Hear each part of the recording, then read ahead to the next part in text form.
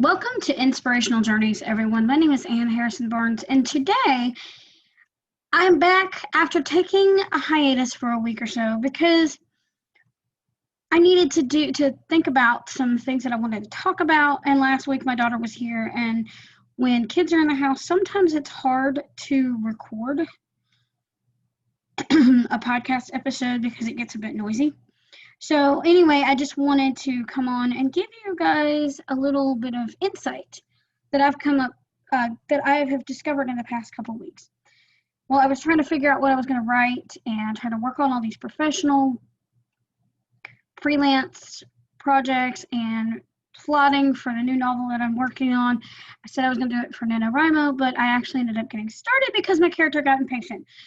That's what's going on around here. But the thing I wanted to talk about, and I've got a couple of blankets crocheted, and I'm starting a baby blanket for my daughter's cousin who's having a baby in December. We won't go into not down here, but her cousin and her dad on her dad's side. So I won't go into a lot of details about that, but I am making a baby blanket in lavender for her because that's what color she likes and what color she thinks would fit. What color she wants for the baby. I know that's aside from writing, but that's what I've been doing in the world of crochet. So I wanted to talk about the similarities between writing and crochet. Okay, first of all, when you're crocheting or when you're trying a new project, for those of you plotters, you'll understand this a little bit better, but when you're trying a new project, your outline, your crochet pattern, as it compares to your manuscript or your plotting for your book, your crochet pattern is your outline. And the outline itself can be as loose or as strict as you want it to be. I would say use a loose outline, loose plotting for me, because having it too strict doesn't always work because the characters end up throwing in some surprises that you did not expect in the outline. I know there are some people that outline really heavily, but I personally don't. But I'm not a pantser anymore either, in the sense that I can just sit down and start writing and not have any idea where it's going. I tried that and I realized I have to do some plotting. So anyway, so my crochet pattern is the same as my plot, although some crochet patterns are more intricate with a lot more instructions than a story plot would have. But okay, so there we go. Now your tools. If you're on a computer, or if you write on a computer or a mobile device, your keyboard, that's one of your tools. Your crochet hook and your crochet hook is another tool. If you write with paper and pen, here's something a friend of mine told me, and I didn't even think about this. If you write with a pen, you hold your pen in your hand poised over the paper. Okay? Your crochet hook, your pen is similar to your crochet hook in that your pen is used to create your manuscript. Your crochet hook is used to stitch the yarn into the loops that make the fabric. So your crochet hook is the tool. Your yarn is your blank page. Okay? Your yarn is your blank page. The stitches you create in a crochet pattern are the words you put on that page. The story, the chat, the words, each word, no matter what word, how many words you do that day, how many stitches you do that day, that's where the similarity is. And when you're looking at a pattern online or whatever, and you see some things that are missing in the pattern that makes it look kind of different, or it doesn't look right, you see something that's missing in your pattern, those missing pieces of the pattern are your plot holes in your manuscript. So you have to shape and create the plot holes, and then if you have mistakes in your stitching of your yarn, those are the mistakes that you have and you have to go back and unravel and do it all over again. It's not quite that, well, I say it's not quite that difficult. You may not have to unravel the whole manuscript, but you may have to rewrite it. So you may have to cut a lot and then add some stuff and then cut some more and add some. That's about with the pattern. If you mess up, you have to go back and fix. So it's very similar. Now for pantsers, there's one thing different. For pantsers, if you have a crochet pattern you design on your own, like the crochet pattern that I did, where I did the what do you call it?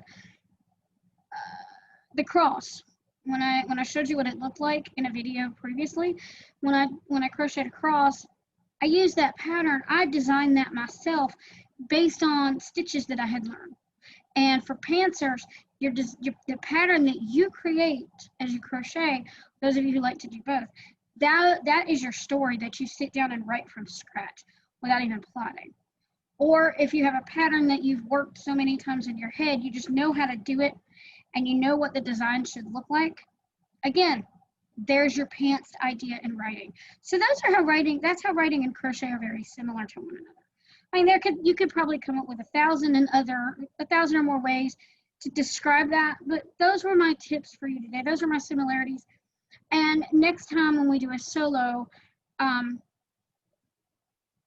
next week I'm going to have an interview. But the next time I do a solo, I'm going to talk about some tips for helping you build your brand. Some things that I've learned that I would like to share with you along your way. And so anyway, that's all the tips I have, or the informational piece I have for you on the podcast. But I do want to tell you, you do want to go to my website, AnnWrightsInspiration.com, because there's a couple of things that I've changed. One, click on my Meet the Author page, which is AnnWrightsInspiration.com/about. Okay? And when you go there, you will see that there's a few things that have changed. I made some updates. I took the old books down and I put the poetry book up there. So that's what's changed about that. Now, every Thursday at around 3 o'clock, I think I did it at 4 o'clock this past Thursday, but I'm going to do it at about around 3 because my daughter will call me a little after 4 anyway, so I won't be able to do it then, but around 3 every Thursday. I'm going to start this character interview series with my characters from what is now known as Intervision, which will probably have a new title as I go because it's part of my character development process. This Thursday will be part 1. I've done an introduction, which I will link to in the accompanying show notes blog post. And I might find the description, when I do the description for the podcast and the video, I'm also going to link back to the introduction, and that way you guys can read that ahead of time. But Thursday, I'm going to do part 1 of my interview with Katrina Dobson, formerly known as Kelly Dobson. I changed her name because Kelly just sounded so plain, and I had to make a lot of different changes there, name changes, add some things, just a lot of new stuff. So I'll be doing that. And then I've got someone sent me some information about an article that I will probably be pinging back to.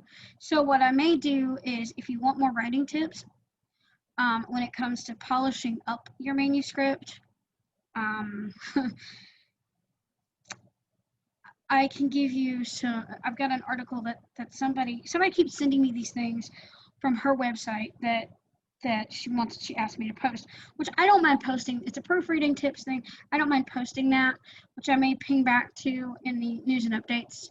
I may do a further news and updates section, and I have a big announcement. So when I do my newsletter, those of you who have subscribed, you will see that. I would like to encourage you to click on my Google form, which will be in the description, and send me an email, or send me all it has is your name and your email address. Okay, and then I'll send you guys a free short story for those of you who subscribe. I would appreciate it if you would do that. And if I haven't said that already, please do note that I do appreciate it. It helps me connect with you on a deeper connect with you guys, and I can engage with you from that list, and you can respond to me. But you'll also get notes about new and up and coming releases, new announcements, updates on the writing life, a little behind the scenes look, which I'll share with newsletter subscribers before I announce it on here, on either my YouTube channel or my podcast. So do pay close attention to that. In November, I haven't done any streams because I finished what I needed to back in August, but in November, due to NaNoWriMo, I will be streaming live and we'll do write-ins again. And we may talk about some of these character development tips and tricks while we're streaming, and I may ask some questions. So, and I'm sorry that I have been lax on the Twitter chat lately if you've been trying to find me there. I've just been taking a bit of a break from that because I haven't come up with a lot of questions, but I will do that. If you guys have any suggested topics for the hashtag Crochet Writers Twitter chat, please don't hesitate to contact me because I'm grateful for suggestions. I can come up with the questions. I just want to know what topics about writing or crochet or any yarn crafts you would like to address. Okay, so or any suggested topics for future podcast episodes and videos. I'd love to connect with you guys, so please hit me up at Ann Writes Inspiration on Facebook, Instagram, and Twitter. I mean, Facebook, Instagram, and Pinterest, I'll get it right. And at Ann Writes 75, ANNWRITES 75 on Twitter. And remember, if you're looking for Ann Writes Inspiration, Ann is spelled ANN. So that's ANNWRITES Inspiration on Facebook, Instagram, and Pinterest. And another thing, though, to remember is all of my contact information is in the description of my podcast. Okay, all of that is there. So be sure to check it out and let me know what your thoughts are on this on these episodes, and let me know if you have any suggestions for future episodes, any authors you would like me to see, would like me to reach out to for interviews. If you have a favorite author you'd like to see on the show, to hear on the show, let me know. I'd love to engage with you guys. I'd love to connect. So I appreciate you guys listening and watching, and I hope you guys have a blessed day. I will talk to you soon. Bye-bye.